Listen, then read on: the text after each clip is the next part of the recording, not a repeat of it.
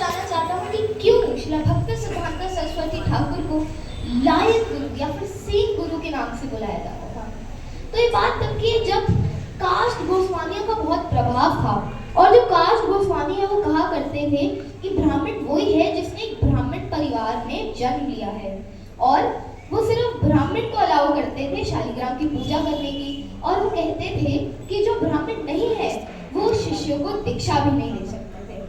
तो इसलिए सारे वैष्णवों ने 8 सितंबर 1911 में 3 दिवस का कार्यक्रम रखा, जिसमें उन्होंने भक्ति विनोद ठाकुर को मुख्य वक्ता रखा था, और वो ब्राह्मण और वैष्णवों के बारे में बताने जा रहे थे। पर गंभीर स्वास्थ्य समस्याओं के कारण वो वहाँ पर उपलब्ध नहीं हो पाए, और वो मन ही मन सोचने लगे कि अब कौन वैष्णव सिद्धांत को स्थापित करेगा और सारे मायावाद सिद्धांतों का खंडन करेगा।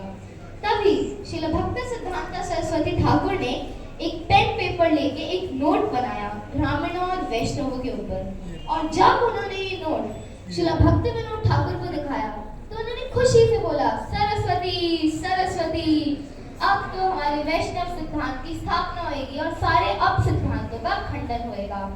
तो भक्ति विनोद ठाकुर ने श्रील भक्ति सिद्धांत सरस्वती ठाकुर को आशीर्वाद दिया और उनको कार्यक्रम की ओर रवाना कर दिया। तो जब वो कार्यक्रम के पे पहुंचे तो उनका आगमन कई सारे वैष्णवों ने करा, और जैसा एक आचार्य का आगमन होना चाहिए बिल्कुल वैसा ही उनका आगमन हुआ।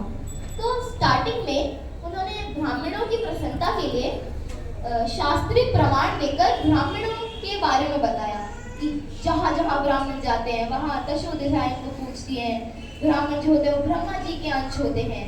तो जब ये ब्राह्मणों ने सुना तो बहुत खुश हो गए, मन ही मन वो सोचने लगे, हमें तो लगा था ये उनकी पार्टी का है, ये तो अपनी पार्टी का निकला। फिर उन्होंने बताया कि आजकल के ब्राह्मण की क्या स्थिति है। फिर वो जितना खुश हुए थे उतना वो बाकी नॉर्मल हो गए दोबारा। फिर उन्होंने बताया अपने अचूक तर्क और शास्त्र विद्या से उन्होंने बताया कि वैष्णव कौन है। उन्होंने शास्त्र से प्रमाण देकर बताया कि वैष्णव का स्थान एक ब्राह्मण के स्थान से ऊपर होता है, और वो पहले व्यक्ति थे जिन्होंने कास्ट गोस्वामी को चुनौती दी और उनको हराया। और जब इनका कथा खत्म हुई तो वैष्णव इतने खुश हो गए, उनकी चरण धूलि लेने आगे आए।